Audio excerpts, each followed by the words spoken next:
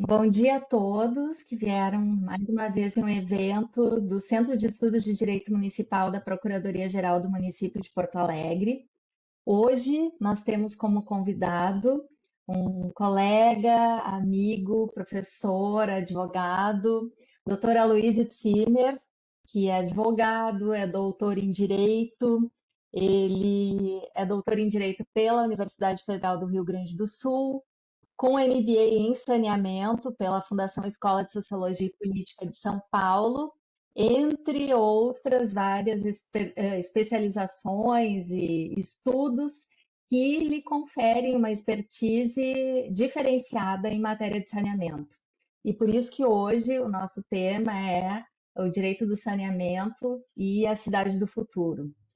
E para trabalhar com esse tema, eu já de antemão vou pedir para vocês que mantenham os seus microfones mutados, e assim nós podemos dar mais conforto a todos que estão participando aqui hoje, porque nós não temos condição de mutar individualmente. Então, observem sempre se o seu microfone não está aberto, porque isso interfere, na fala do palestrante, certo? E eu venho aqui, além de cumprimentar o Aloísio, que aceitou gentilmente esse convite. Eu espero que vocês tenham uma excelente oportunidade, assim como eu tenho certeza que eu vou ter uma excelente oportunidade de aprender hoje aqui com ele. E esse tema, ele está muito ligado às tragédias climáticas que nós vivemos, passamos por um período sem abastecimento de água, convivendo e ainda estamos convivendo com muitos resíduos sólidos pelas ruas em várias cidades e outras tantas consequências, como, por exemplo, a questão das doenças, né? Eu até gostaria de referir que o professor Aloísio, ele tem um livro que ele disponibilizou, ele é um livro digital sobre saneamento, e em que ele começa esse livro falando de uma obra, né, uma obra literária muito importante e que nos relembra alguns momentos agora da grande enchente. E ele traz um trecho, né, Aloísio, do livro Amor nos Tempos do Cólera, do Gabriel Garcia Marques, e que eu acho que revela um pouco do espírito que está por detrás do saneamento, da saúde como direito fundamental e de várias situações do cotidiano que estão abrangidas nesse assunto. Aloysio, eu deixo contigo que tu és o expert. Para quem desejar fazer perguntas, gente, use o chat, que eu vou passando as perguntas assim que elas forem pertinentes, e se for o caso, passo ao final, certo? Aloysio, tá contigo.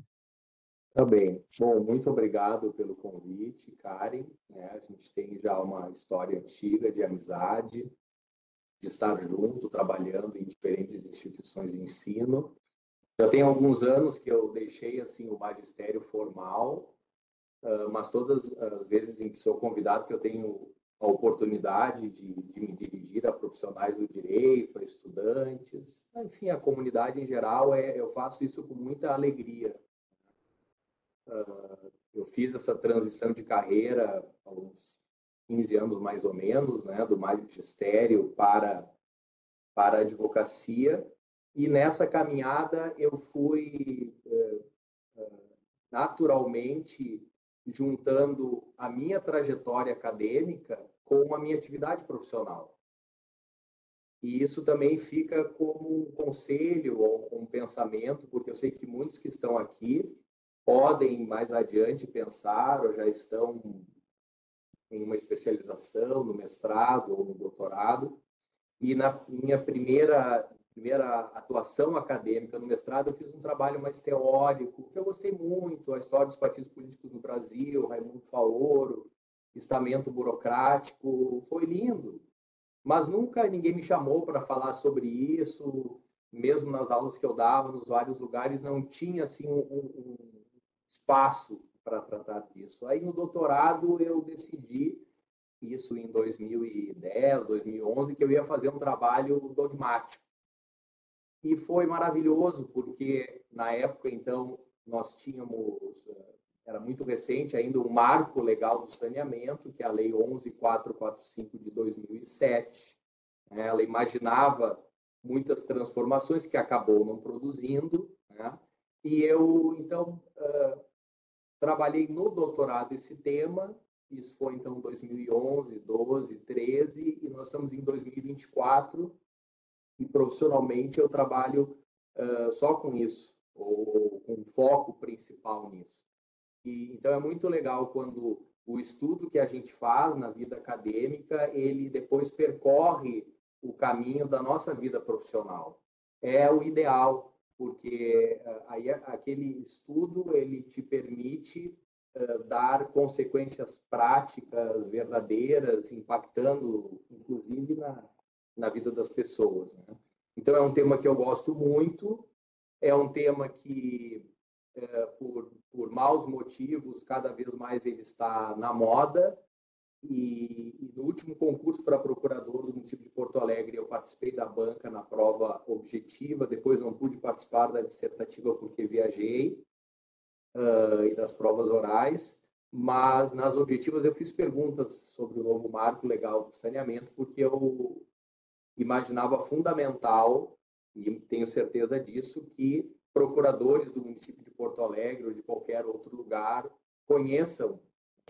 Chega de estudarmos para concurso e perguntarmos nos concursos a diferença entre ato discricionário e ato vinculado, entre poder de polícia e poder disciplinar. Isso aí é brega, saber isso é o mínimo higiênico, né? O que eu espero de um procurador do município é que ele conheça a Política Nacional de Mobilidade Urbana, a Política Nacional de Saneamento Básico, as novas regras de contratação pública, porque no final das contas é isso que o parecer vai perguntar para vocês. E toda vez que eu participar de banca, de concurso, eu vou tentar aproximar os candidatos da obrigação de estudar a lei do SUS, porque saber o que é ato discricionário e ato vinculado, se eu não sei isso, eu nem deveria ter me apresentado no concurso. Mas saber a lei do SUS, a política habitacional do governo federal que repercute no município, os detalhes do Estatuto da Cidade, esse que é o direito administrativo verdadeiro, que se movimenta todos os dias e que lá na ponta acaba repercutindo na vida das pessoas, né? Eu gosto do direito administrativo e vira o pneu que tem água dentro e que pode ser foco de dengue numa comunidade popular. Então, esse direito administrativo que pensa sobre isso é o que me interessa. Então, assim, muito obrigado. Fazia tempo até que eu não falava para tanta gente. Não se preocupem de ligar as câmeras. Eu também, como aluno, faço cursos e normalmente não ligo. No início eu não me acostumei, né? Eu não me acostumava. E aí a aula parece uma sessão espírita, porque a gente fica perguntando, tem alguém aí? Mas eu sei que vocês estão aí, e eu até brinquei com a Karen que eu passei até perfume para dar essa aula virtual, essa nossa conversa virtual. Eu não tenho um exato lugar de fala para tratar de saneamento, porque eu moro em uma rua que tem coleta, que tem coleta de esgoto, que tem serviço de limpeza urbana. Eu não fui atingido pelos alagamentos, a não ser o meu escritório, que realmente aí por mais uns 40 dias fica sem luz. Mas eu não posso comparar minha situação com a de tantas outras pessoas, eu sei disso, e por isso que é tão legal, insisto, tratar desse tema com vocês e disseminar esse conhecimento. Bom, eu começaria dizendo o seguinte, né? Se faz mais palestras para debater o conceito de cidades inteligentes do que saneamento.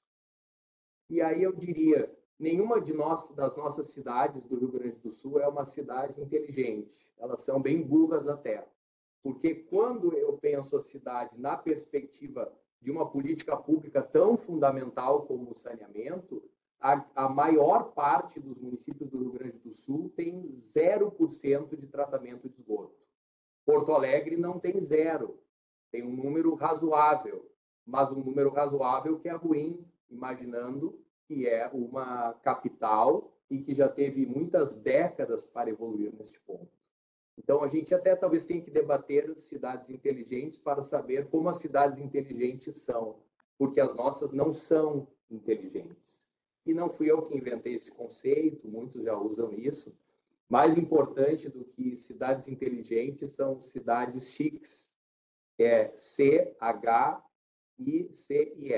quer dizer, cidades humanas, inclusivas, criativas e sustentáveis. CHICS, cidades humanas, inclusivas, criativas e sustentáveis. E quando eu falo sustentáveis, é nos 3 aspectos. Sustentável do ponto de vista social, sustentável do ponto de vista econômico, sustentável do ponto de vista ambiental. Então, que Porto Alegre no futuro, porque a palestra começa com esse título, o marco legal do saneamento e a cidade do futuro. A cidade do futuro não será burra, a cidade do futuro será chique, porque ela precisa ser inclusiva, porque ela precisa ser resiliente, porque ela precisa universalizar políticas públicas que são fundamentais. O saneamento é uma delas. Então, nós precisamos de cidades para as pessoas colocadas no centro da decisão e, a todo momento, nós voltarmos à Constituição brasileira, a Constituição Federal de 88, que é um documento maravilhoso, excelente, compatível com o país que nós vivemos. Algumas das críticas comuns à Constituição brasileira de 88 é dizer que muitas das coisas que estão lá escritas não acontecem. Então, ela é teórica, é desconectada da realidade. Na verdade, eu insisto, ela é perfeita, porque ela é uma Constituição típica de um país que é desigual. Nós não podemos querer que a Constituição de um país tão desigual como o nosso diga exatamente as coisas que acontecem. Que essa Constituição seja o retrato da mediocridade do presente. Porque aí o que ela diria? Ela diria aos pobres a pobreza e aos ricos a riqueza. Não, ela diz saúde para todos, educação para todos, direito ao trabalho, direito à habitação. Ela elenca um conjunto de direitos individuais e coletivos, fala de direitos civis, direitos políticos, direitos econômicos, sociais e culturais, inclusive bebendo da fonte dos debates internacionais mais evoluídos. A Constituição Brasileira de 88 ela reconhece a existência de um sistema internacional de direitos humanos, que está lá na Declaração Universal de Direitos Humanos, Declaração Universal de Direitos Humanos de 1948, que é depois detalhada nos Pactos Internacionais de 1966. O Pacto Internacional de Direitos Civis e Políticos, o Pacto Internacional de Direitos Econômicos, Sociais e Culturais. Toda essa carga de informações que entendem que é possível, sim, também universalizar conceitos básicos de direitos humanos e tentar torná-los vinculantes para todos os países, reconhecendo diferenças culturais. Mas nós não podemos, reconhecendo diferenças culturais, aceitar que em determinados países, e daqui a pouco até no Brasil, se aceite a violência contra a mulher. A violência contra a mulher nunca pode ser um dado peculiar de um determinado traço cultural, porque os pactos internacionais de direitos humanos e as convenções que daí decorreram, inclusive algumas protegendo a mulher, como a de 1979, protegendo as crianças, como a de 1989, toda essa carga de cultura, toda essa beleza que o mundo, com dificuldade, foi construindo como consenso, nós encontramos na Constituição Brasileira de 88. A Constituição Brasileira de 88, ela tem essa dimensão prospectiva, ela aponta para um futuro de um Brasil, de estados e cidades que talvez nunca alcancemos, mas ela é uma referência muito importante. E abrindo a Constituição Federal, eu poderia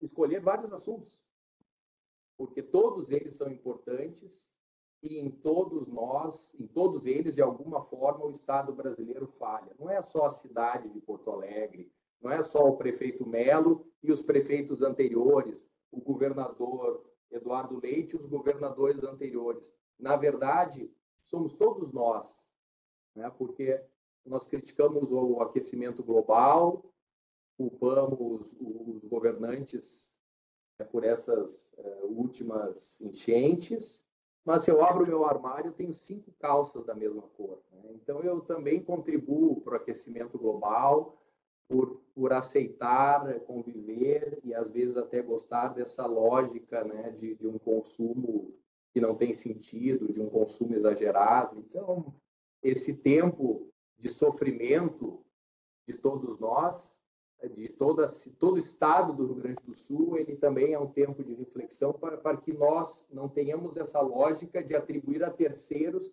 uma responsabilidade que é de todos. Bom, mas a minha ideia aqui é pensar num tema específico que é saneamento. E quando eu abro a Constituição Federal, mas eu não quero ficar só na Constituição Federal, eu quero chegar na lei, mas na Constituição Federal eu já tenho muitos artigos que têm conexão direta com o Já está falando em futuro, bem legal. É? Cuidado que tem microfone aberto, é emocionante. Cuidem o microfone de você. Não aconteceu nada errado, ninguém disse nada errado, mas é perigosíssimo.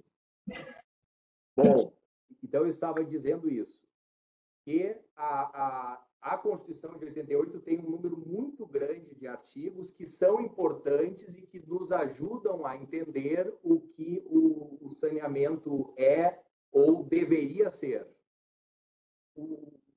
Inclusive, dentre os 4 primeiros artigos, eu destacaria até o preâmbulo. O preâmbulo, o artigo 1º, o artigo 3º, o artigo 4º da Constituição Federal, não só porque falam em igualdade, mas também porque falam na preocupação do Estado de garantir para todos um nível mínimo de bem-estar.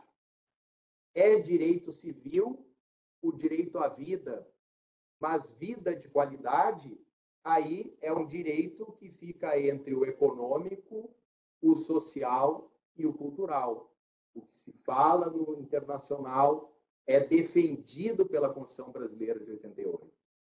Quando ela distribui competências, diz que é mesmo responsabilidade da União definir as diretrizes. Por isso que a Lei 11.445 de 2007, o marco legal do saneamento, tem este poder de definir diretrizes para o Brasil, para a política federal, para o Estado do Rio Grande do Sul, para a política estadual e também para os municípios, inclusive o município de Porto Alegre. O marco legal do saneamento, a 11.445 de 2007, ela decorre do 21, inciso 20 da Constituição Federal. O 23 diz que a competência comum administrativa, responsabilidade de todos os entes, qualificar esta política pública. O artigo 30 da Constituição Federal diz que é principalmente tema de interesse local, ainda que se admita, em determinadas circunstâncias, também ser tema de interesse comum. Depois eu encontro lá no artigo 200, quando fala de saúde, quando fala de ordem social, quando fala de direito à cidade, no 182, no 193, no 200, eu disse antes, no 225, meio ambiente. Bom, por todos os lugares da Constituição eu vou encontrar essa preocupação com o tema saneamento. Bom, mas a Constituição de 88 é o passo que demos na direção da democracia e que precisamos continuar defendendo-a. Mas já existia no Brasil uma política nacional de saneamento. A Constituição de 88 é um ponto de partida para o marco legal de 2007. Constituição em 88, o marco legal 2007. Mas antes disso, desde os anos 70, início dos anos 70, quando vivíamos em uma ditadura, durante o governo militar, coisas horríveis eles fizeram, mas algumas poucas coisas boas também. Algumas poucas coisas boas também. Vamos dizer uma dessas poucas coisas boas. Pela primeira vez, o governo federal assume o protagonismo de estabelecer para o nosso país uma política nacional de saneamento. E essa política que foi desenhada no início dos anos 70, ela praticamente foi vigente, prevaleceu, e por isso mesmo é a ideia hegemônica até os dias atuais. Até os dias atuais. Então, dos anos 70 até aqui.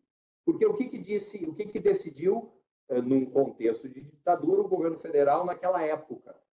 Bom, nós vamos buscar a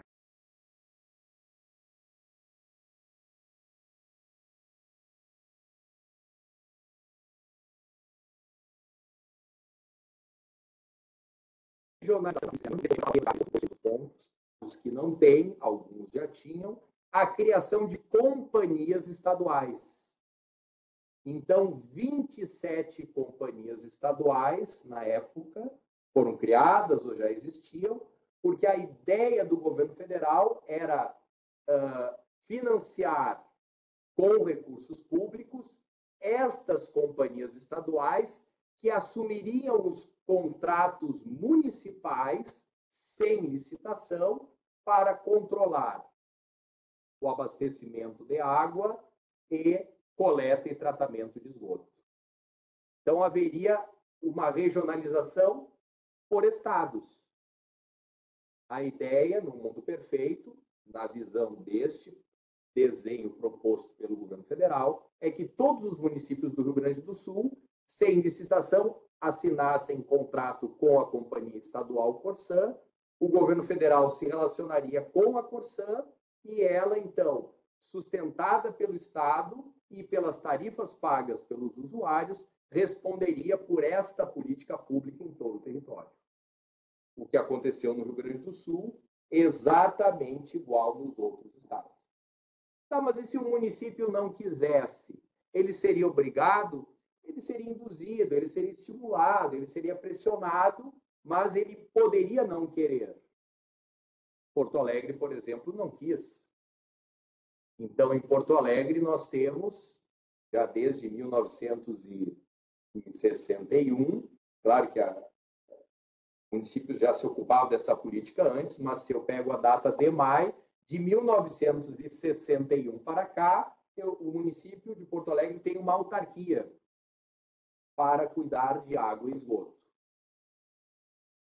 Para trabalhar com números, para entenderem, o Rio Grande do Sul tem 497 municípios, quase 500, 497 municípios. Dos 497, 311 eram vinculados, estão vinculados à Corsan, a companhia estadual. Todos os demais são sistemas próprios. Bagé tem o seu, Livramento tem o seu, Porto Alegre o seu.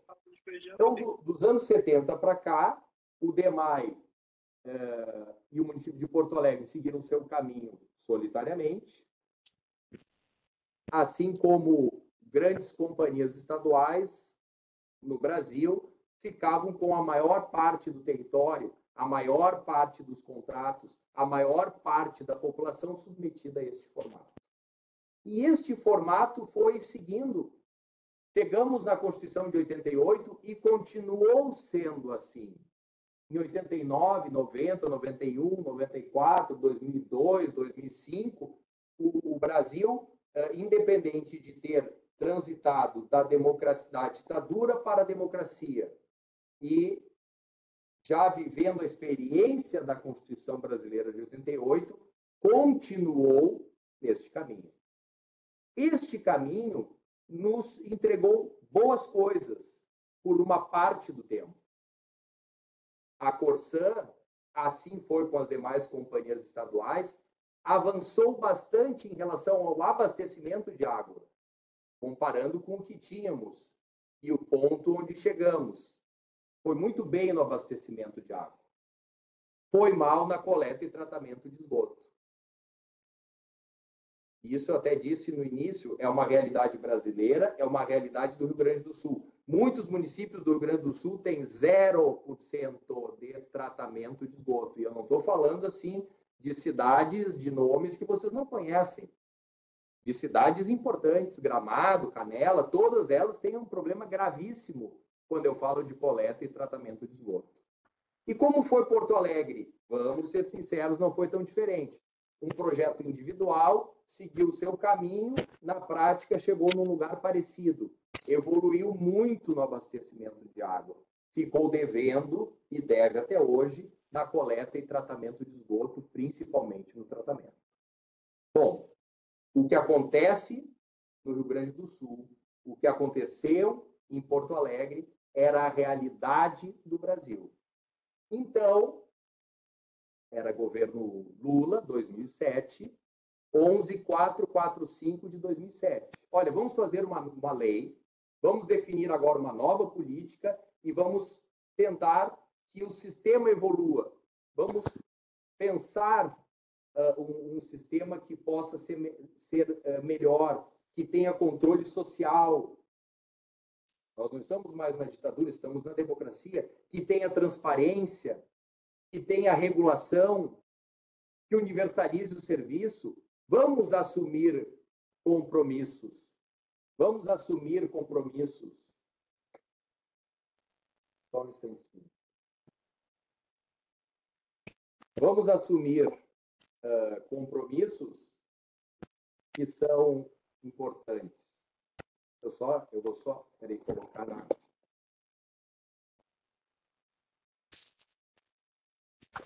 Aproveitando essa pauta, Luiz, eu vou pedir para o João Paulo, que está com o microfone aberto, já mandei mensagem para ele.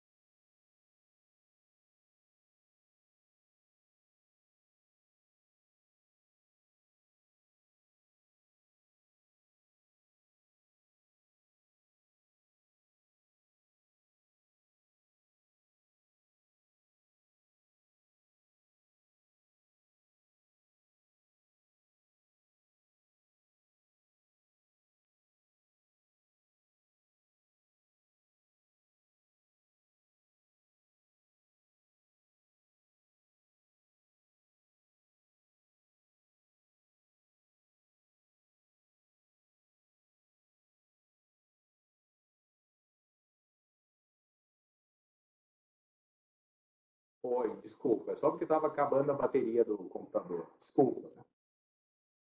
Bom, vamos adiante, tá? Então, eu estava dizendo que o modelo do Rio Grande do Sul e o modelo de Porto Alegre era justamente o modelo que o Brasil todo estava vivendo, com qualidades e com defeitos. Aí, a Lei 11.445 de 2007, ela surge para redesenhar este modelo. E aí, já tinha falado, a importância do controle social, a importância da transparência, a importância da regulação, e a contratualização das relações, porque em muitos lugares, por exemplo, a Corsã, companhia estadual, tinha responsabilidade do abastecimento, da coleta e do tratamento de esgoto, mas não havia formalmente um contrato com o município. Os contratos foram ficando para trás, não foram renovados, então era uma relação contratual que já não existia mais, que já não estava formalizada, o que prejudica, por exemplo, financiamentos, o que prejudica o controle. Bom, a 11445 de 2007, que na época até ela me ocupou pelo trabalho que eu fiz na minha tese de doutorado, eu disse, bom, eu vou estudar essa lei porque ela provavelmente vai propor um modelo novo. Na prática, gerará um outro formato, um outro modelo. Só que isso, lamentavelmente, não aconteceu. Nós não tivemos essa transformação verdadeira. Tanto que, se eu for falar de Rio Grande do Sul, até 3, 4 anos atrás, tudo estava igual. O DEMAI, a Corsã, os municípios que ela tinha que entregar o serviço, indo bem na água, indo muito mal no esgoto. Até por problema de financiamento, porque esse desenho dos militares lá, o Planasa, de lá até aqui, era dependente de financiamento público. E no momento em que eu tenho compressão fiscal, no momento que eu tenho diminuição de capacidade de investimento do Estado, há uma tendência de diminuir a própria expansão da rede e a manutenção da rede existente. Bom, então vejam, quando eu defendo a democracia, quando eu sou a favor da democracia, eu tenho que defender a democracia, inclusive, quando eu não estou no poder. Isso é muito importante. E quando algumas forças não estavam no poder, falo do ano de 2020, as outras forças, a hegemonia política existente, decidiu que era preciso mudar bastante o marco legal do saneamento, mudar bastante a 11445 de 2007, porque eu afirmo para vocês que não depende de esquerda ou direita, a 11445 ela não produziu modificações verdadeiras. Nós continuamos operando na mesma lógica. Mesmo o DEMAI, vamos pegar o exemplo do DEMAI. Quem é que regula o DEMAI? Quem é que regula e fiscaliza o DEMAI? O DEMAI e a Corsã, até 2, 3 anos atrás, operavam dentro da mesma lógica da autorregulação. Eu que me regulo, eu que me fiscalizo, eu que sei se eu entrego ou não entrego. Quer brigar, chama o Ministério Público, disputa a eleição municipal, e os problemas do DEMAI, repito, agora surgem os famosos, no meu tempo era diferente. Também. Era ruim também. Ruim, não do ponto de vista da luta política, eu estou falando o seguinte, das pessoas que continuam esperando, depois de décadas e décadas, porque o DEMAI existe desde 1961, por tratamento de esgoto. Ah, não, mas agora nós vamos... Não, mas a pessoa está lá esperando. Tá? E eu não estou aqui defendendo privatização, nada, eu só estou dizendo o seguinte, o sistema foi muito bom até um ponto. Eu disse isso. Algo positivo, com muito esforço a gente encontra, os militares fizeram. Eles, no desenho proposto por eles, avançou-se muito no abastecimento, muito menos na coleta e tratamento de esgoto. Bom, aí surge o novo marco legal do saneamento. O que é o novo marco? O novo marco, ele tem coisas com as quais todos concordam, não importa se eu sou de esquerda ou de direita, não importa, todos concordam, e tem umas coisas que eu posso eventualmente não concordar. Mas, por exemplo, se eu dissesse o seguinte, o novo marco propôs 4 grandes mudanças em relação ao texto original da 11445. E até tem esse debate aqui. Mas, afinal, tem ou não tem um novo marco legal do saneamento? O marco legal continua o mesmo. 11445 de 2007. Este é o marco legal. Eu quero estudar saneamento, eu tenho que ler a 11445 de 2007. Mas ela foi muito alterada pela 14026 de 2020. E porque ela foi muito alterada, eu considero correto dizer: nós estamos diante de um novo marco legal do saneamento. A lei que eu tenho que imprimir é a 11445 de 2007, e ela está bastante modificada, né? Existem poucos artigos lá da 14026 que estão só lá e não estão na 11445.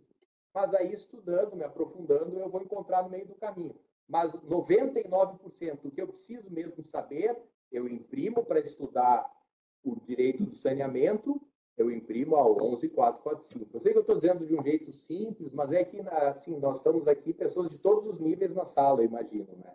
Todos inteligentes, todos bonitos, ricos, bem-sucedidos, mas que podem não ter familiaridade nesse assunto que não é estudado nem por um segundo numa faculdade de Direito. Com certeza. Bom, então, essa é a lei de 2007, feita no governo Lula, e a lei de 2020, que altera a lei do governo Lula, que foi feita no governo Bolsonaro, trouxe 4 ideias força, 4 ideias principais. Algumas que todos são obrigados a concordar, outras que as pessoas não gostam muito. Primeiro, uma ideia que todo mundo tem que concordar, senão ele é contra os direitos humanos, senão ele é contra a Declaração Universal dos Direitos Humanos, senão ele é uma pessoa má, inclusive. O novo marco legal do saneamento entendeu que era fundamental colocar dentro da lei metas. Deixar evidente a cidade do futuro. Não a cidade que vivemos, mas que cidades inteligentes e chiques nós queremos. Humanas, inclusivas, criativas e sustentáveis. Claro que alguém que não conhece o Brasil vai dizer: não, mas isso tecnicamente não está legal, coloco metas na lei, as metas depois não são cumpridas, e não serão, eu sei que não serão, boa parte delas não serão mesmo, tudo certo, mas pelo menos ali eu estabeleci, na lógica da dimensão prospectiva da Constituição de 88, eu criei ali uma meta, pelo menos eu me movimento na direção dela. E isso está em sintonia com os Objetivos para o Desenvolvimento Sustentável, estabelecidos pela ONU, de 2015, mirando 2030. Nós estamos mirando 2033, a lei fala em 2033. Que até 2033, nós precisamos, em todos os municípios do Rio Grande do Sul, em todos os municípios do Brasil, alcançar 99% de abastecimento de água. Está lá no artigo 11-B da 11445. 99% de abastecimento de água. E 90% de coleta e tratamento de esgoto. Daqui a 9 anos, 2033. Nós estamos brigando, é direita, esquerda, privatiza, não sei o quê, vamos fazer um decreto, vamos... Olha, quem está precisando dessa coleta e tratamento de esgoto, ele espera que pelo menos a gente resolva essas discussões e faça tudo isso nos próximos 9 anos. Aloysio, deixa eu só te perguntar uma coisa, já que a gente está tratando dessas metas, e me veio à mente a situação que agora se enfrentou, claro, de forma bem turbinada, até a gente pode dizer assim, de forma muito grandiosa, que foi a qualidade da água, que piorou muito e obrigou a um tratamento muito mais caro, digamos assim, né, em função da enchente, tinha bicho morto na água, lixo que veio trazido desde lá dos vales, né? E mais a questão do esgoto misturado, né? E tantas outras coisas. no momento em que eu preciso expandir o sistema, eu preciso de um determinado volume de recursos para levar essa água para atingir as metas. Só que, ao mesmo tempo, a qualidade da água dos rios vai piorando, né? Será como compatibilizar eu conseguir atender as metas, o recurso é o mesmo, para eu atender as metas e ainda superar a piora da qualidade e a necessidade de incrementar mais recursos para o tratamento em função da piora da qualidade e até mesmo o incremento de ligações clandestinas de esgoto, pela função da habitação clandestina, né, da falta de políticas públicas também, às vezes na habitação. Enfim, me parece que o sistema ele vai ficando cada vez mais caro para poder ser expandido. Né? O recurso que eu tenho para expandir continua sendo o mesmo. Não E o sei se eu me recurso, fiz eu vi compreender. não, e o recurso que eu tenho para expandir, eu não expandia, pouco expandia, e eu usava para qualificar o sistema que tinha muitos problemas de qualidade. Então, inegavelmente, precisa colocar mais dinheiro na mesa. E esse é o grande Exatamente. problema, né? Mais dinheiro na mesa e no curto prazo. Então, até nessa lógica, aí entra naquela parte que muitos começam a não gostar, mas eu vou tentar amenizar esse não gostar. A lei fala de metas. Ela tem metas explícitas e metas não explícitas. No mesmo 11B, eu tenho as explícitas de abastecimento de água, 99%. Coleta e tratamento de esgoto, 90%. Eu me preocupo, eu espero não ser os sorteados dos 10%, né? Isso é muito importante quando eu, por exemplo, delego a iniciativa privada, que esses 10% não sejam nos lugares que é mais caro ir, né? Eu até gostaria que ele começasse pelos lugares que ele pensa deixar de fora nos 10%, que eu não preciso atender ninguém, tá? Mas, enfim. Só que lá também fala, no mesmo 11B, que caberá à agência reguladora definir também percentuais de melhora da política de saneamento no que envolve o tema de perdas, porque o nosso sistema produz água potável, mas até ela chegar na torneira das pessoas, ela se perde no caminho. São as chamadas perdas físicas. O problema do As velhas envelhecimento da fugas de rede, água. né? Então, 30 tanto as anos perdas no físicas, município, eu ouço falar disso desde o início, as fugas isso, d'água. isso é um problema do Brasil inteiro, né?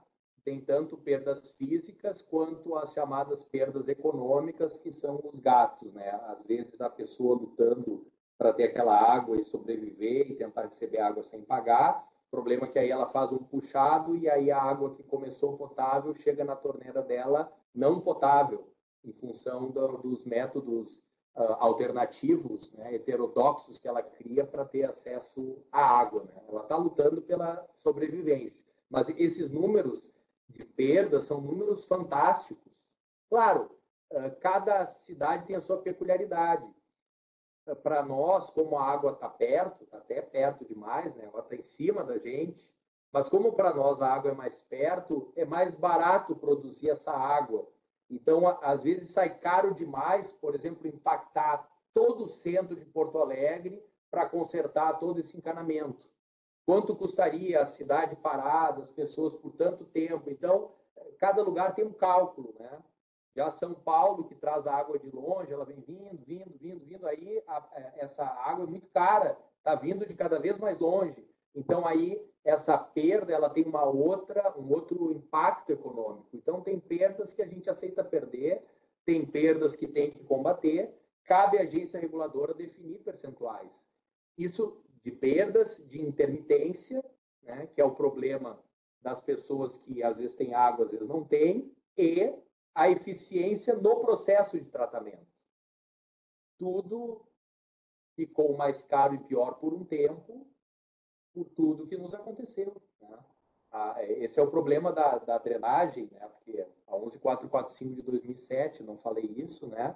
Ela, por primeiro no Brasil, e nem é comum em outros lugares do mundo, ela passou a dizer que saneamento básico no Brasil envolve 4 temas: abastecimento de água, coleta e tratamento de esgoto, limpeza urbana e manejo de resíduos sólidos, drenagem urbana e manejo de águas pluviais. Então, no modelo Planasa, o modelo desenhado, né, pela ditadura, eu tenho uma companhia estadual com quase todos os municípios e municípios sozinhos. Surge a 11445, ela não mudou esse formato, a vida continuou igual. Ninguém nem percebeu que a 11447 estava aí, não aconteceu nada.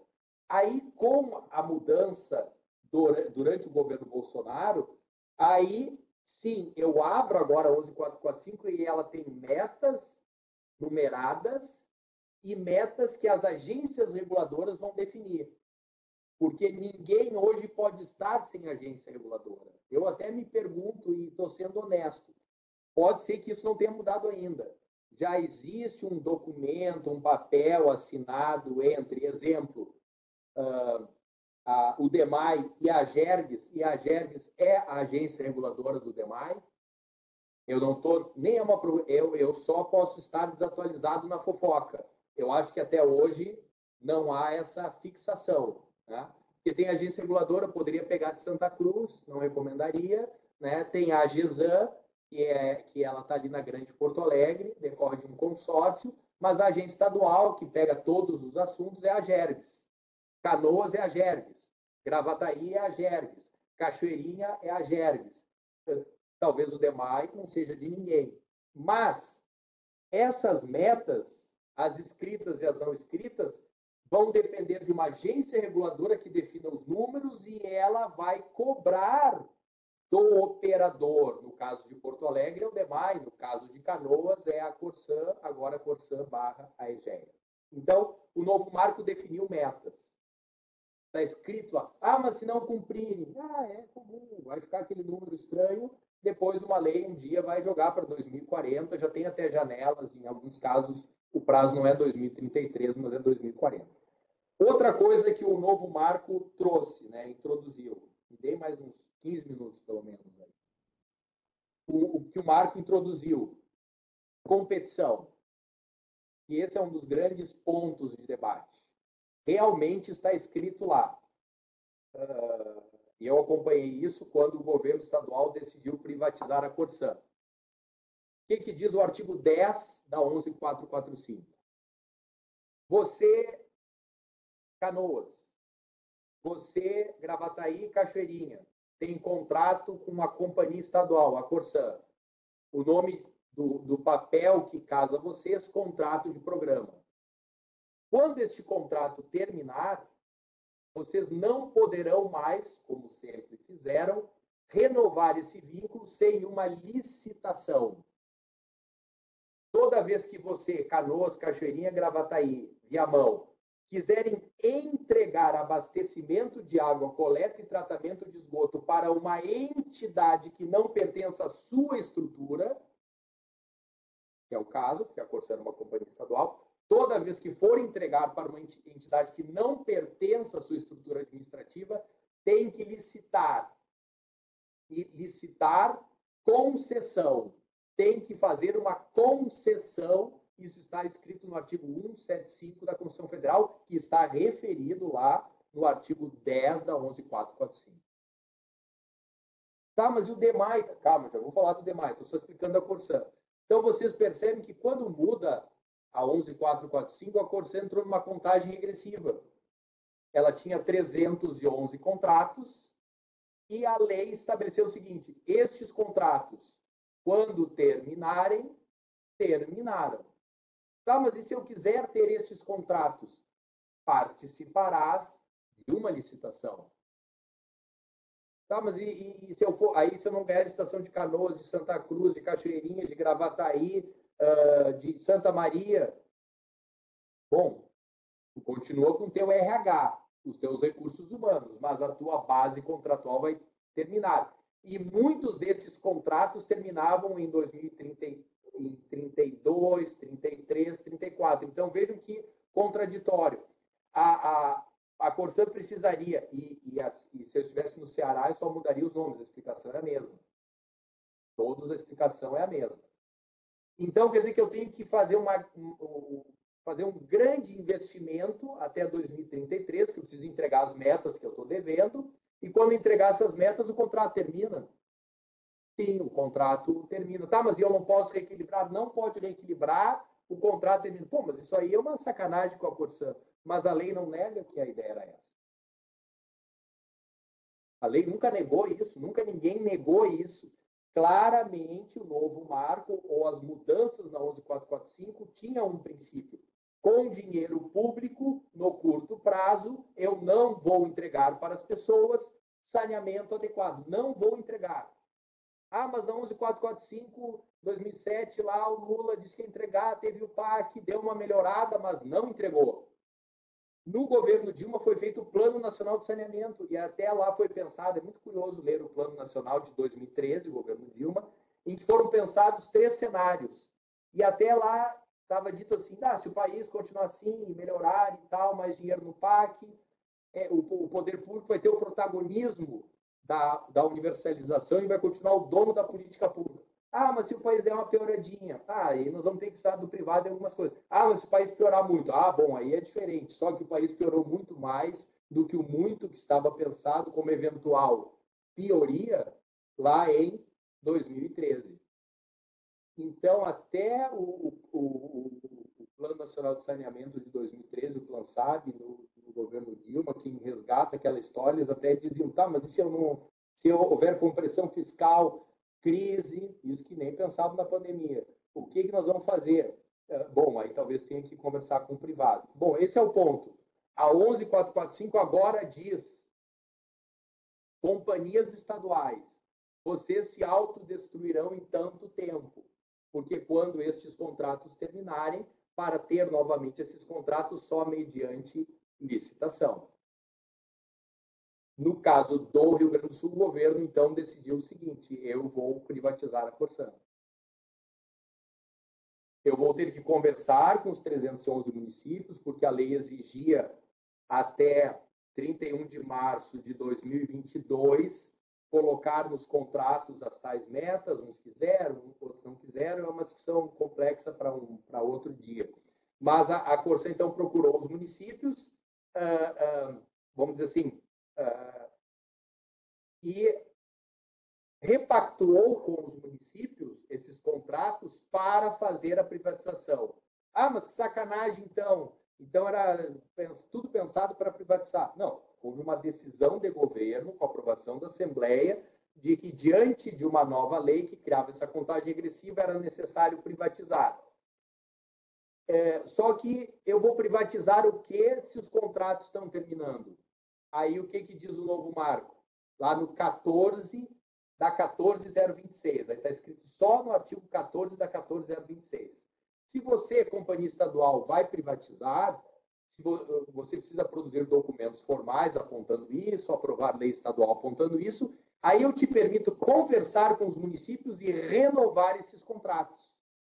Então, a Corsã Pública, mirando a privatização, sentou com os municípios e uma boa parte deles renovou até 2062. E esse foi o produto colocado na prateleira e foi, então, privatizado. Então, no Rio Grande do Sul, eu tenho 497 municípios, a mudança do novo marco, que diz que daqui para frente cada contrato tem que ser disputado, tem que ter competição.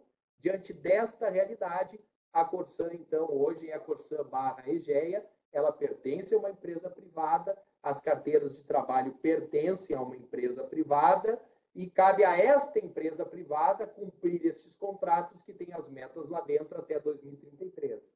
Dos 497 municípios, 311 estão assim. E Porto Alegre? Porto Alegre, o DEMAI continua na sua caminhada solitária. Ele tem que entregar muito bem na água, mal na coleta e tratamento de esgoto, e ele precisa tomar uma decisão. Vejam, como o DEMAI é da estrutura administrativa do município de Porto Alegre, é uma autarquia, integra a administração indireta, pode continuar com o DEMAI.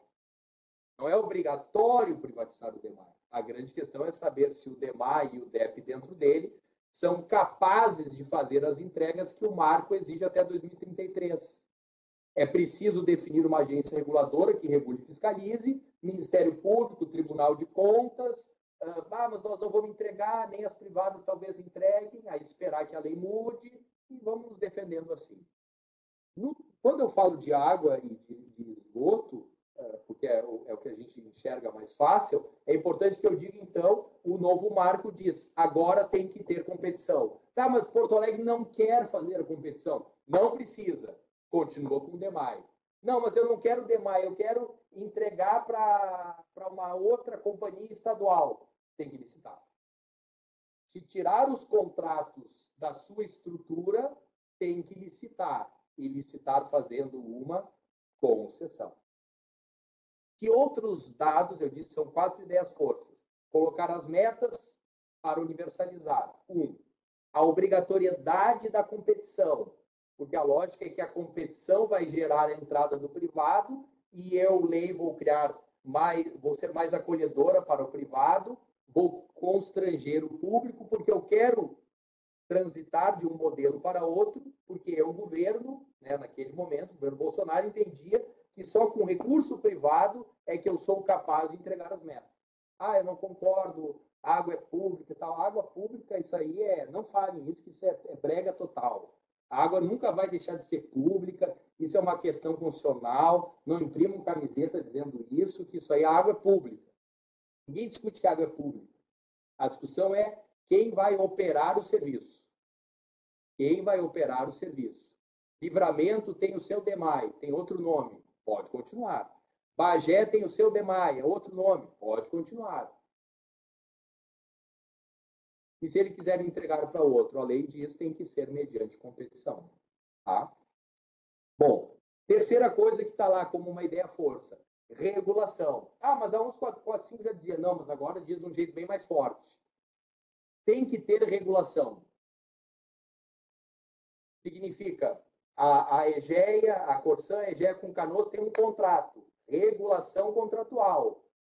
Mas a agência reguladora, a GERGS, também tem o seu espaço de regulamentos e vai fiscalizar e ver se aquilo que ela fala em termos de perdas de água, de intermitência, se isso está sendo cumprido. Tem que ter regulação, tem que ter fiscalização. Acabou a autorregulação, que era o modelo desenhado pelos militares e que até 4 anos atrás, 3 anos atrás, 2 anos atrás, era o que na prática valia para a Corsã, e talvez, não estou criticando, porque eu perguntei, se alguém souber, me diga se já casaram com alguma agência reguladora, e eu juro, eu não estou sendo irônico, mas eu sei que se aconteceu, não faz muito, e na prática isso até deve ser ainda bem mole. A lei diz assim, tem que ter regulação, ponto. Claro, se eu vou na GERGS, ela ainda talvez não esteja preparada para cumprir toda essa missão. Tudo vai ser na caminhada. Né? A GERGS, em termos de número de funcionários, orçamento, ela é muito menor que o tema que atribuíram para ela. Tá? Claro, e mais, o que disse o novo marco? A ANA, que já existia, a Agência Nacional de Águas, agora é a Agência Nacional de Águas e Saneamento, ela produzirá normas e, atenção, são normas de referência, são assim, olha, o mais bonito seria assim, o ideal é que a GERGS use as mesmas normas. Mas a GERGS, eu não quero, eu quero ter as minhas normas. Tá bom, mas isso pode te criar algum problema de obter recurso do governo federal. Tá? Então, as normas produzidas pela ANA não são obrigatórias, são uma espécie de catálogo de boas práticas. No mundo perfeito, as agências reguladoras do Brasil, as ERIs, entidades reguladoras infranacionais, não pode mais falar subnacional, que as pessoas se ofendem. Eu depois vi que no meu livro passou algumas subnacionais, desculpa, infranacionais, supernacionais, né? Jamais subnacionais, mas na revisão acabou passando. Então, essas agências reguladoras é que vão ser uma parte importante nesse processo. E outra é a questão da regionalização. E no Rio Grande do Sul não aconteceu nada, né? A ideia da regionalização é boa. Olha, vamos, no caso de água e esgoto, eu junto, porque 497, 311 Então, estou cuidando do relógio. 311 são da Corsã. Corsã Egea. Então, tem um número elevado que não são de ninguém. Aí 10 se juntam e eles modelam uma concessão e colocam na prateleira para licitar. Porque a ideia é que quando eu junto vários municípios, eu ganho escala. E se eu ganho escala, pode ser que eu consiga uma tarifa melhor, uma tarifa mais adequada, enfim, a ideia de regionalizar para ter escala. Né? Mas no Rio Grande do Sul não deu certo. A gente tem uma grande, vamos dizer, um bloco, que é o bloco Corsã, os 311, eles pertencem ao mesmo bloco. Eles são uma regionalização. Todos eles todos eles pagam a mesma tarifa. Permanece o subsídio cruzado dentro desse grande barco que é agora a Corsã Egea. Era assim com a Corsã Pública, continua assim com a Corsã Egea. No caso de Porto Alegre, quando se debateu regionalização do Estado, o assunto até foi meio atravessado, veio na hora errada. Porto Alegre disse: não, mas eu não tenho que sustentar lá Erebango, eu não tem nada a ver com Erebango, não, sei lá, foi o município, o Estado ali em cima da perna tentou criar umas unidades regionais. Bom, no Rio Grande do Sul, regionalização não tem.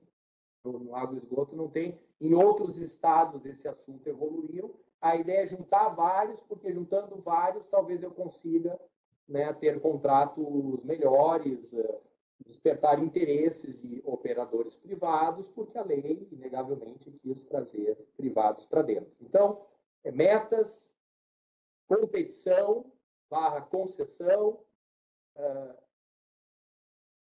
regulação e regionalização. São as ideias principais. Então, quando eu penso, mais 5 minutos, em novo marco legal do saneamento, é essa 11445 totalmente modificado. É o mesmo exemplo da lei de improbidade.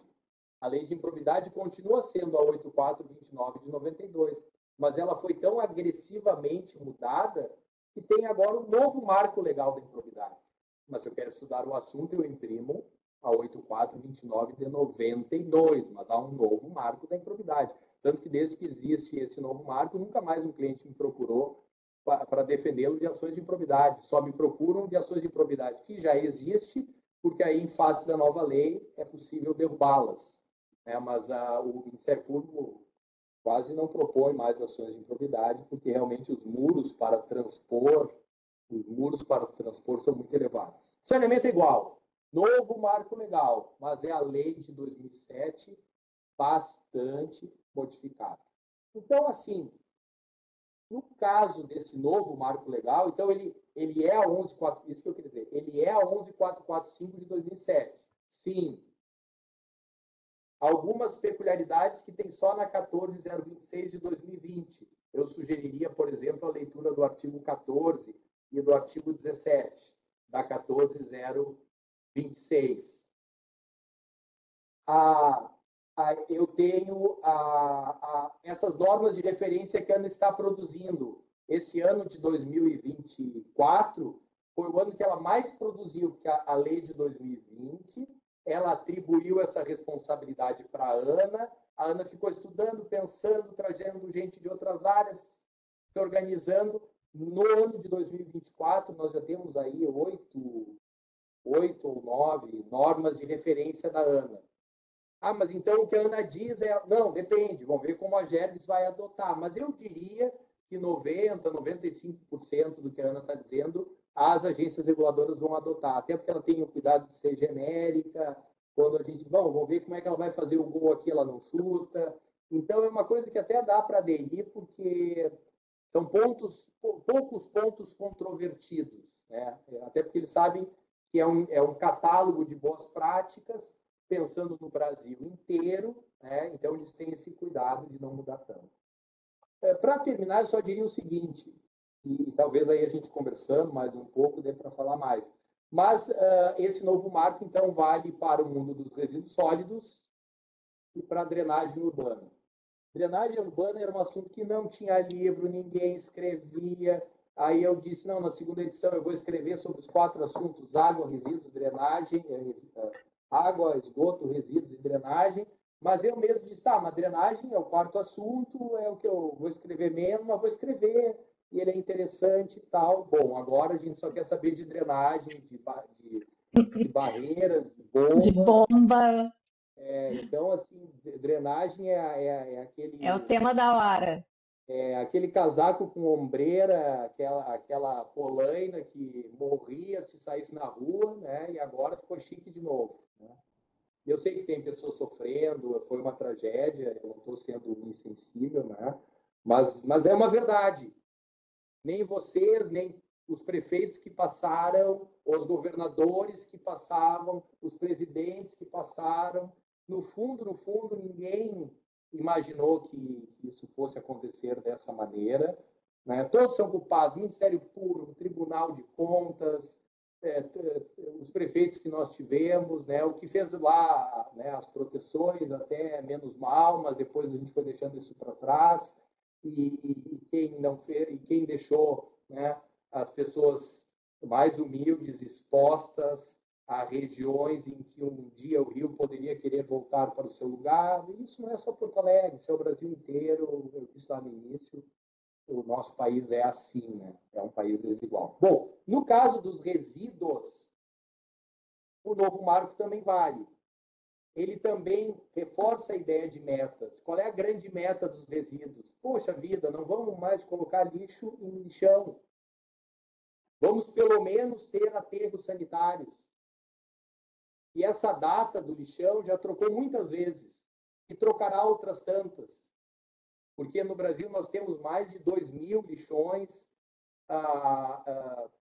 poucos aterros no estado do Rio Grande do Sul, e inclusive coletar o resíduo e levar para o aterro, inclusive já é uma ideia velha. O chique é outra coisa, que o resíduo cumpra toda a sua hierarquia, que ele seja reutilizado, que ele seja reciclado, que ele seja transformado em energia, seja por compostagem, seja por pirólise, que a gente leve para o aterro só o rejeito em sentido estrito, que a disposição do aterro seja de quase nada. E não é o que acontece. Hoje a gente joga tudo para o aterro quando não joga no lixão. Mas esses aterros, eles têm vida curta. Então, jogar no aterro já é ruim, mas nós não chegamos nem na idade ainda de jogar todos os resíduos para o aterro, né? E agora, ainda a nossa cidade e o estado do Rio Grande do Sul enfrentando esse problema. Então, aqui também, Agora vendo metas. mais lixões emergenciais, com Exatamente. toneladas, milhares de toneladas. A nossa vida piorou em vários assuntos, querem que a gente volte à Idade Média, em vários assuntos. Né? Em vários assuntos Vários. querem que a gente volte décadas para trás. Então, assim, nos resíduos, nós estamos mal também. A meta dos aterros não vai ser cumprida, a lei é de 2010, a 12305 de 2010. Leiam a lei de 2010, ela é linda, ela poderia ter sido escrita hoje, mas nós estamos muito distantes do que ela modernamente pensou em 2010. E na área da drenagem, é um debate interessante, porque a drenagem, ela é a falência do público ou do privado?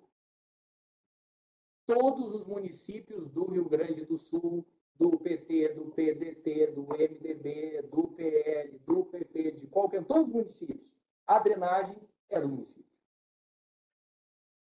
E se a drenagem falhou, quem falhou? Bom, falhou esse formato. Então, não, mas é porque, como queria privatizar, então fez falhar. Não, já falhava antes. Então, assim, vamos tentar fugir da ideologização do debate, das narrativas políticas, porque tem uma eleição daqui a pouco. Talvez o esgoto de Porto Alegre e a drenagem peçam, ao lado do DEMAI/DEP,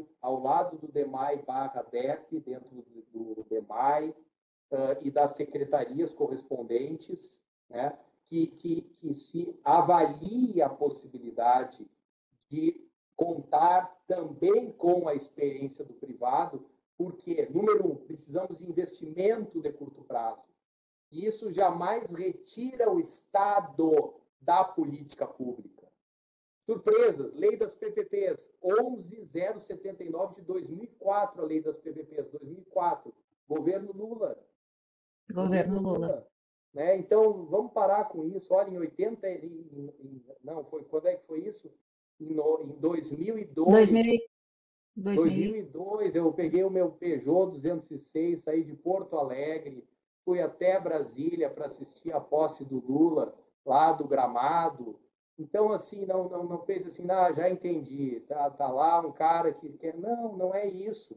Eu vejo que a gente não pode Tá, perder mas a racionalidade. eu quero poder perguntar uma coisa. Quero poder perguntar uma coisa aqui. Porque agora a gente entrou na parte boa de perguntar e de fazer as provocações, né? Minha palestra terminou, vamos conversar. A cidade do futuro é atender as metas. Não chegaremos lá, mas dá para melhorar. Eu quero saber. A gente entrou nessa parte que, bom, tá muito legal, não se consegue cumprir as metas, de repente, com aquilo que se tem. E a gente tem efetivamente a lei das PPPs, enfim, veio, inclusive, num governo supostamente de esquerda. Mas lixo no Brasil dá dinheiro para atrair privado, porque o privado não está aí para caridade. Sim. Esgoto daria dinheiro no Brasil? Se imaginava que não. Por aquelas situações, eu acho que a gente tem uma má compreensão dessas do que é a atribuição do público e do privado quando se faz uma privatização. E eu acho que as regras de uma concessão muitas vezes precisam ficar bem claras, inclusive quando se faz uma matriz de risco, né? Veja a que ponto chegamos na questão do aeroporto, né? E da questão da Fraport.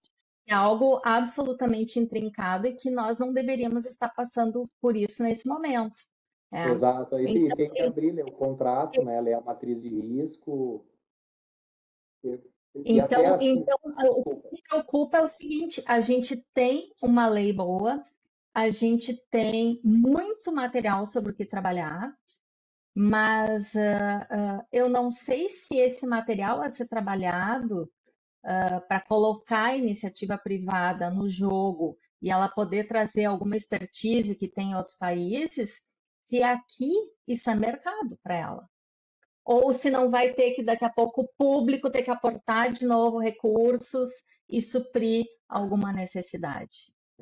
Bom, questões Ou o assim, mercado somente por enquanto é água, porque já existe toda uma estrutura posta a serviço e passível de privatização. tem algumas PPPs, até vou pegar o exemplo da Corsã, né, porque eu acompanho isso de perto. Na Corsã se diz o seguinte: não queremos PPP, PPP é privatização, não, é concessão, não é privatização. Não queremos, não queremos, não queremos. Aí, não, agora queremos, agora é tarde já, privatização. A CESAM do Espírito Santo, até estive lá semana passada, retrasada, né, debatendo o marco de saneamento. A CESAM, que é a Corsã do Espírito Santo, fez vários PPPs.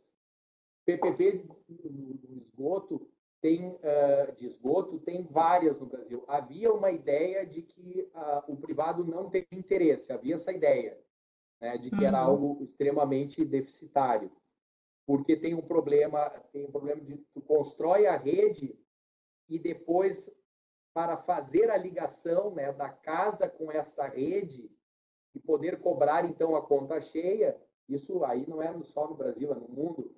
Esse ponto é um ponto de muito estresse. Se o poder público não colocou como sua responsabilidade para fazer essa ligação, as pessoas às vezes não têm condição econômica ou né, nas suas dificuldades, não priorizam esse ponto, jogam o esgoto no pluvial e a vida segue. Né?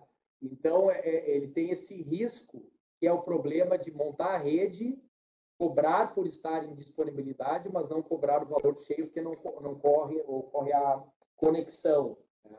Tem muita ociosidade de rede por falta de conexão e o cara vai lá e joga tudo no pluvial.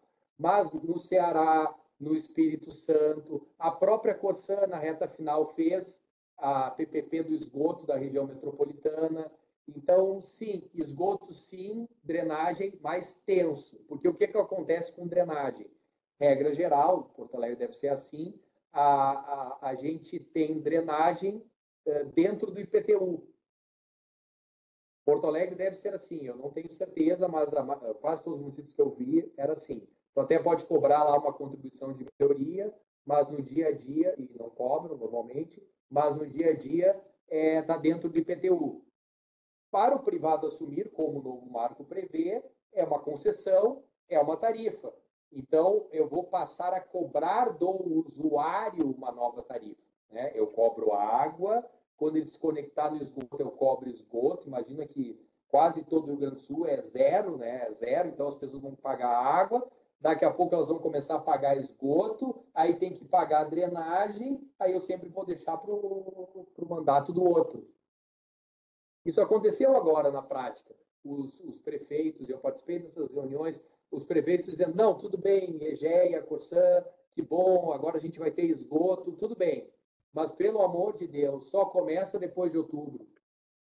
Porque quando começar a obra, as pessoas vão perguntar, mas o que é essa obra? Ah, vai ter esgoto. Ah, que bom, vai ter esgoto. Então, mas vai ter que cobrar, pagar mais tanto a mais de... Ah, não, mas isso eu não quero, porque a minha vida não depende... Eu não preciso de esgoto. As pessoas pensam isso. Eu não vou nadar no Guaíba. Então, não é um problema meu. Eu quero só que o esgoto saia daqui de perto. E se eu coloco ele no pluvial, ele vai embora. Ele vai embora, mas vai para lugares onde outras pessoas moram. É fácil eu entender que tem que pagar água e que eu me beneficio da água. E esgoto, as pessoas não querem pagar, não gostam de pagar, e eu sei que a maioria nem tem dinheiro para pagar, eu não estou negando isso. Eu não estou negando isso, eu também sou um pelado da vida inteira de escola pública. Ai, começou. Não, Gente, melhorei, depois quem melhorei. não conhece o Aloysio e não viu ele chorar, vir com esse discurso. Depois melhorei, mas eu não estou negando essa realidade. Mas, assim, filosoficamente, as pessoas têm dificuldade de pagar o esgoto. Aí tu imagina que eu quero que elas paguem drenagem. Então, assim, alguém tem que botar o dinheiro na mesa. E mesmo assim, Porto Alegre, vamos falar a verdade, embaixo da terra está tudo destruído, está entupido, é árvore, é colchão.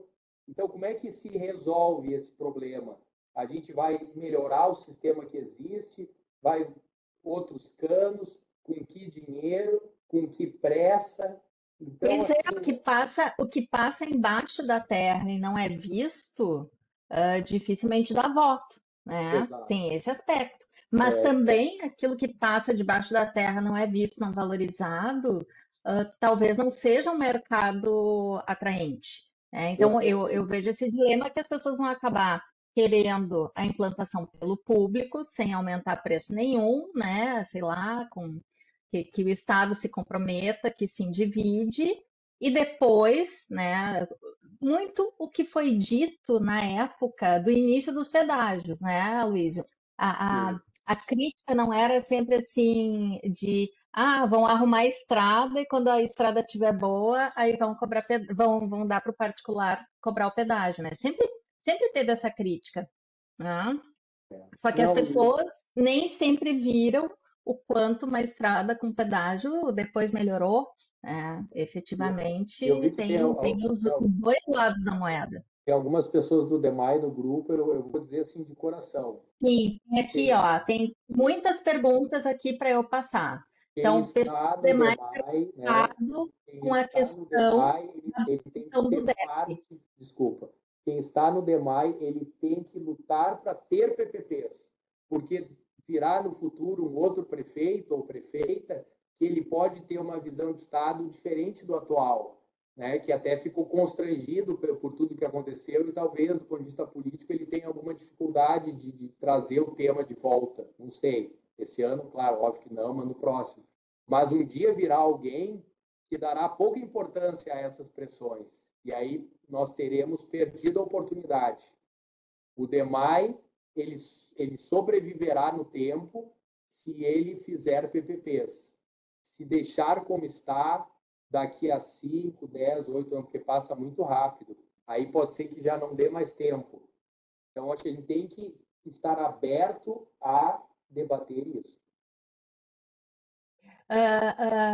Aqui também tem uma pergunta da Ana Carolina Mello. Aqui, a tua resposta tem ligação com que a Sandra do DEMAI estava preocupada em função do DEP ter sido absorvido. Para quem não é de Porto Alegre, o DEP é o Departamento de Esgotos Pluviais, que era um órgão da administração, não era uma autarquia, teve problemas de corrupção e ele acabou sendo absorvido nas suas competências pela autarquia de água e esgoto pluvial. Autarquia de água e esgotos, quero dizer. E ele era o de esgotos pluviais. Então, a Sandra estava colocando que isso gerou um desmonte, uma estrutura difícil de atender. Agora, a Ana Carolina, ela está falando, existe alguma companhia brasileira de saneamento que esteja à frente das demais em relação aos objetivos do marco legal de saneamento? Eu tenho Falando nisso, falam da sim, Sabesp e a Sabesp está, a Sabesp é né? muito boa, tem tanto exemplos públicos que dão certo, que estão muito bem, quanto exemplos privados. Tem cidades com universalização já em 100%, tanto no, tem experiências boas no público e no privado, tem experiências ruins no público e no privado. O debate agora é o seguinte: vamos pensar Rio Grande do Sul, como eu consigo até 2033 sair do zero de esgoto para perto dos 90%, com muito dinheiro. O Estado tem, não tem. Bom, então talvez seja. Mas até Paris desestatizou, sim, Paris privatizou, aí a empresa privada ficou lá algumas décadas, é uma cidade muito perto, ou diria universalizada na comparação com a nossa. Aí a atual prefeita disse: bom, eu não quero. Aí acabou o contrato, eu não quero abrir uma nova licitação. Eu tenho sistema universalizado, eu quero retomar o controle público e com a tarifa que eu tenho, eu acho que eu consigo tocar, ok? Mas ela não universalizou com dinheiro público, ela universalizou com dinheiro privado. Quando acabou o contrato, voltou a ser público. Então, assim, a gente tem que cuidar com os exemplos. Tá? Ali, por exemplo, por que privatizar a Sabesp? Pois ela é uma referência. É interessante isso. Eu também teria dúvidas. Quanto mais falam na privatização da Sabesp, mais eu acho que ela não precisaria ser privatizada. Então, ok. Está vendo que eu não estou em contradição aqui. A privatização da Sabesp, sob o argumento de antecipar a universalização, já que ela comprovou capacidade financeira chancelada pela Agência Reguladora Estadual de São Paulo, de que ela é capaz, a da Sabesp eu acho peculiar, mas aí, enfim, né, é a luta, interesses, o mercado. Então, Sabesp é um tema bastante polêmico. Corsã não é Controvertida. polêmico. E não é polêmico para mim que o DEMAI ele tem que caminhar num formato CESAM, Espírito Santo, ele tem que caminhar para PPPs no esgoto, na drenagem, sob pena de lá na frente, cobrado por não atender as metas e ficar muito longe delas, a sociedade virar o fio e trabalhar pela privatização. É melhor a concessão do que a privatização. Eu trago essa reflexão. Aliás, uma palestra parecida assim eu dei na Corsã 6 anos atrás. Então, eu sei do que eu estou dizendo. Aí, em Londres não foi universalizado o esgoto e piorou o estado dos mananciais e encareceu tarifas. Está se debatendo isso, a gente lê bastante na empresa sobre isso, eu até fui olhar, tem uns parágrafos no livro sobre isso. Primeiro, eu não posso dizer que o privado é perfeito, o público é uma merda ou o contrário, não é isso. Tá?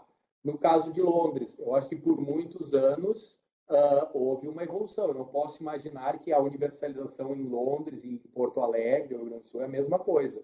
Mas há um debate, porque a reguladora não fez bem o seu trabalho, as tarifas estão elevadas e é próprio da democracia, há uma crítica em relação ao sistema atual.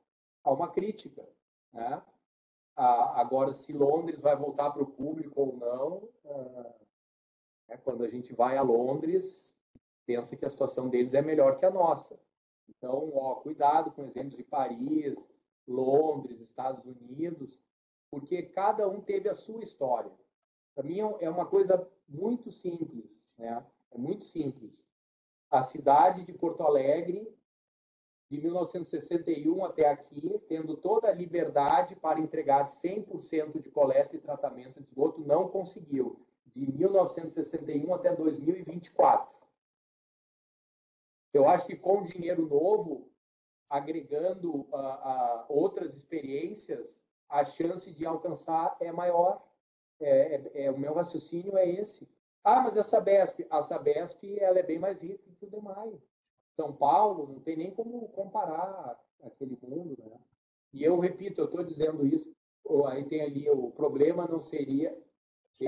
Aqui do Garcês, como solucionar o problema da Pode me alocação xingar, não dos tem equipamentos problema, viu? Eu públicos? sou um esquerdista privatizador, não tem problema. Tá, Aloysio, eu só vou ler porque tem gente que às vezes está no celular não consegue ler o bate-papo, tá? O chat. Tá. Como solucionar o problema da alocação dos equipamentos públicos necessários para a solução da destinação dos rejeitos e a opinião pública desses nas cercanias de suas propriedades? Pergunta é do Eduardo Garcês, que é nosso procurador lá da Secretaria do Meio Ambiente. Conheço, querido amigo, conheço ele. O novo marco diz que tem que debater com a cidade, né? A modelagem, o lugar das bombas, o lugar, a forma como nós vamos dar solução para esses problemas que aconteceram. Tem que debater com a cidade, temos que qualificar e modernizar a nossa legislação, porque, especialmente Porto Alegre, como é prestação direta, tem muita liberdade, né, de desenhar o seu modelo, e eu sugeriria, né, que parte das atribuições hoje da administração municipal, seja com DEMAI ou com DEP, que elas sejam modeladas no formato de uma concessão para trazer um privado e colaborar com o processo. Então, no debate desta modelagem, que pode ser contratando o BNDES, a Caixa Federal, o município de Porto Alegre até fez isso, mas era uma lógica, acho que, de privatização total, depois mudou, então esse estudo ficou pelo Acho caminho. Que não se chegou a uma modelagem de consenso. Final, né? Eu acho que tem que começar de novo, mas eu acho que nós não podemos, eu sou contra todos os negacionismos. Tá? A Sandra do DEMAI, ela coloca aqui para esclarecer que a drenagem em Porto Alegre é cobrada da tarifa 3, igual água mais esgoto misto, não é cobrada do IPTU. Então tem uma... Ela então, esclareceu. Esse valor, aí tem que ver se esse valor, ele se transformado em tarifa, em uma concessão, se ele faz sentido para o privado, considerando que tu precisa fazer a manutenção do existente e investimentos de qualificação. Então, é essa conta. Numa concessão administrativa, aí patrocinada, o município pode pôr uma parte e a tarifa continuar no mesmo formato. Aí tem que fazer conta. Os modeladores é que façam uma conta e cabe ao município definir o desenho dessa política pública, né? Eu quero contribuir com parte do valor para que a tarifa não seja tão impactada e a soma do dinheiro do município com o da tarifa permita um novo modelo. Nós precisamos de respostas de curto prazo, esse que é o ponto. E eu entendo que não tem dinheiro público para respostas de curto prazo. A Corsan foi criada em 1965. Ela teve até 2024 para ter coleta e tratamento de esgoto em Gramado e Canela, 0%. Então, estou falando de lugar chique, né? Nem estou falando dos perdidos. Olha só, Luiz. Diga. Não, eu tava me lembrando que tu falaste ali da questão do subsídio cruzado, né? Quando tu atende uma região grande, tu deixa o exemplo da Corsan, que funciona quase como uma regionalização, né? Com mais de 300 municípios, e que aí, então, os preços, eles funcionam, então, são todos iguais, seja para, sei lá, cacimbinhas ou cacimbonas, né? Isso. É o mesmo preço, porque existe o subsídio cruzado. Mas será que tem como manter um cálculo devido para esse subsídio e a tarifa ser realmente um reflexo da realidade? Porque me parece um cálculo complicadíssimo. É, Como que aquele que é superavitário vai sustentar aquele que não é? É, mas eu, e que isso pode oscilar com o tempo. Isso é, o, funciona, esse é, subsídio cruzado? na verdade, o subsídio cruzado ele deveria existir em formatos mais evoluídos. Essa ideia é muito simplória. Todos os municípios, todo mundo paga a mesma coisa, porque aí o rico do município deficitário ele paga a mesma coisa do que o pobre do município não tão pobre Exato. que tem a tarifa social, mas assim não é uma coisa, não é o formato mais evoluído. Não, Talvez e não é justo, né? Ele não é justo socialmente pensando, porque aquele que está no município rico, o cidadão, vai pagar a mesma coisa do que aquele que está num município onde tem menos indústria, menos comércio, menores condições enfim, Mas isso é polêmico porque também essa pessoa precisa viver, tomar água e tal, né? A questão é que, claro, é uma coisa que eu nunca diria assim, não, tem que ser assim, porque estamos só aqui, só nós cento e tantos, né? Se tivesse 1 milhão de pessoas, eu não diria. É que o Rio Grande do Sul tem o triplo de municípios que deveria ter, né? Ponto. Esse é um primeiro grande problema. E aí essa fragmentação conspira para nós conseguirmos escala para a gente conseguir organizar o sistema de uma maneira adequada. Então, assim, o objetivo da lei foi, sim, você, Karen, que mora em Porto Alegre, pertencendo a uma estrutura regionalizada, tem que ajudar a pagar da, o sistema, que é bem mais simples, mas que precisa chegar na área rural de um pequeno município. Mas Porto Alegre não tem esse problema, né? Porto Alegre é voo solo. Ela hoje não integra formalmente nenhuma unidade regional e ela paga sozinha por suas contas, com alguma dificuldade, como a gente tem percebido aí. Olha só, a Lívia perguntou sobre os contratos. O artigo 10b do marco regulatório, incluído pela 1426 e regulamentado pelo decreto 11598, estabeleceu prazo até 31 de dezembro de 2023 para que os prestadores de serviços de água e esgoto comprovassem sua capacidade econômico-financeira para Sim, atingir a meta de universalização do saneamento prevista no novo isso. marco. Hoje existe um número bastante expressivo de contratos cuja capacidade dos prestadores não foi considerada demonstrada, tornando Isso, irregular a prestação desses serviços em diversos municípios do Brasil.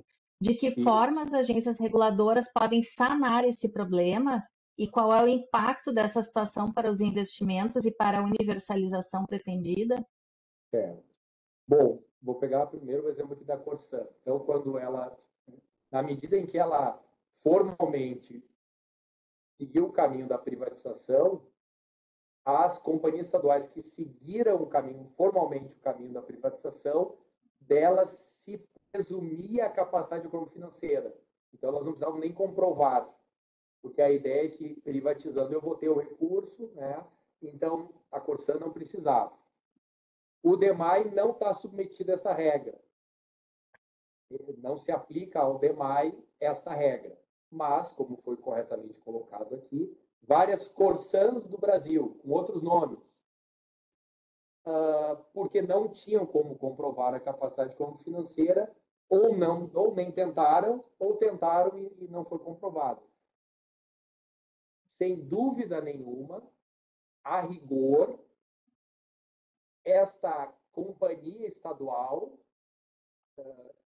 ela está em situação frágil em relação a essa base contratual e as agências reguladoras podem instigar os municípios a decretar a caducidade desses vínculos na medida em que não foi comprovada a capacidade econômica financeira para até 2033 entregar as metas.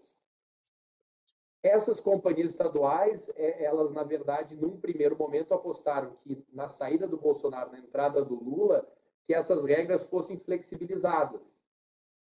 E, de fato, o governo Lula, por decreto, tentou flexibilizar essas regras. Aí o legislativo, porque isso é um embate da democracia. Repito, a gente tem encostado a democracia mesmo quando a gente não está no poder.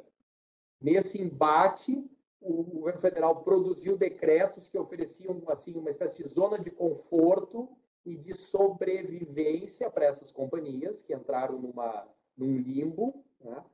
Aí o legislativo disse, por decreto legislativo, eu vou sustar os efeitos do teu decreto executivo. É coisa que eu só estudava para ensinar nos preparatórios para concurso. Na vida não tinha. Né? Mas ali teve, né? E aí o governo federal mudou os decretos e aí hoje a gente tem novos, né? O 11599 e o 11598 de 2023. É preciso comprovar a capacidade. Muitos não comprovaram e agora eles estão prestando serviço. O município pode romper, aí o município também ele rompe, mas ele sozinho talvez não seja atrativo para um privado. Aí ele precisa se juntar como coletivo. Aí o Estado organiza isso. Então, tem muito, vamos assim, a realidade, em vários aspectos, ela contraria o novo marco. O novo marco, assim, nesses contratos de concessão tem que ter ali o plano municipal de saneamento do município. Um monte de município não tem plano municipal. Tá, mas está dizendo que é cláusula essencial do contrato de concessão. Bom, meu amigo, mas então faz assim, então cada um que se vira. Então a ideia aqui é consequencialismo, é 13655. Tudo isso é uma grande transição rumo a 2033. Pode ser que daqui a 10 anos essas companhias, sem comprovar capacidade financeira, mantenham a sua base contratual, ninguém seja preso, as metas não sejam cumpridas e depois a lei mude. Né? Mas se em 2033 estiver bem melhor, menos gente morreu de sede, menos gente morreu de doenças que só em lugar que não tem coleta e tratamento de esgoto acontece, a gente vai ter menos lixo no mundo, porque por compostagem, por pirólise, eles foram transformados em energia, e não vai ter tanta gente assim morando em costa de morro e nos lugares que o rio alcança em tempos de muita chuva. O mundo não será perfeito. Há muita esperança no mundo, mas não para nós, eu diria assim. Mas esse tema do saneamento, ele está só começando. Então, quem se Eu interessa... acho que mais do que nunca se tem muito trabalho a fazer e eu espero que as marcas que ficaram nas casas, nos comércios, nas ruas, enfim, não deixe esquecer que esse trabalho tem que ser feito, né? Que não sejam alguns meses ou alguns bilhões investidos que venham a levar ao esquecimento, que a gente esquece muito, né? A gente tem aquela marca do brasileiro que logo perdoa, logo esquece e não segue persistindo, talvez, nessas metas que poderiam melhorar a saúde da população, o bem-estar da população e garantir a nossa permanência no mundo por mais tempo, né? Mas, enfim. Atualmente, esse A é o assunto Luísa, mais legal de direito administrativo, estudem. Depois eu vou mandar aí para o CEDIM, para vocês, né? Se eu já não mandei o link do livro, né? São em torno de 900 mandaste, páginas. E, né, e tá aí, ele é para o mundo. e ele, como ele já não é mais primeira edição, tu já tá mudando ele também, né? Tá sempre acrescentando coisas agora. A primeira edição tinha umas 600 páginas, então aí já tem, né, umas 300 a mais. Só que daquelas 600 eu, na verdade, reescrevi todas as páginas e muitos assuntos eu tirei porque eles eram um ponto de dúvida e eram perguntas que existiam naquele momento, que deixaram de existir, né? E também surgiram os decretos, as resoluções da ANA, e em março, abril, vou fazer outro, né? Até por isso que eu entendi que era melhor eu mesmo ficar com o livro, não entregar para uma editora, porque a editora, e a gente fica preso na editora. Sim, perde a Então, liberdade. depende da venda, e eu não quero depender da venda, eu quero que a ideia circule, né? Em abril de 2025, vai ter aí a Por aprovação da esse tempo, SAPESP. colocava no início do livro que tu ia ser um vendedor de livros, como teu pai, Aloysio. É verdade, agora eu sou um dador de livros, me lembrando das traduções estranhíssimas do REC, dos livros do alemão, né? O dador das leis, eu sou um dador de livros. Aloysio, foi muito bom falar contigo aqui, lembrança dos velhos tempos, dos intervalos das aulas, das grandes conversas. Eu acho que gerou polêmicas aqui, o que é bom, Imagina, todo mundo imagina. se sacode, todo mundo pergunta, eu acho que é muito bom.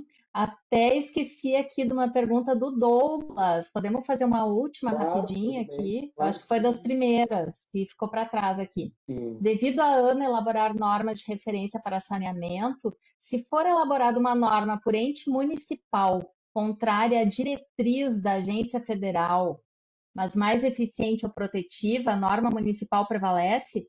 Pergunto devido a que a 11445, que estabelece a competência da municipalidade de exercer a titularidade sobre serviço local, mas a 9984, acho que não sei se era isso que ele queria dizer, sim, entendi. condiciona o acesso aos recursos federais a justamente observar as normas de referência da ANA.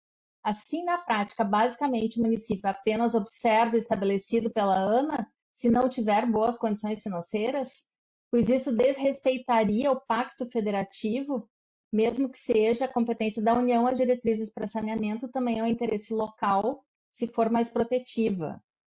Certo. Não, Vamos a ver aqui, pergunta está tentar perfeita e traduzir. ela foi discutida no governo militar, era assim, né?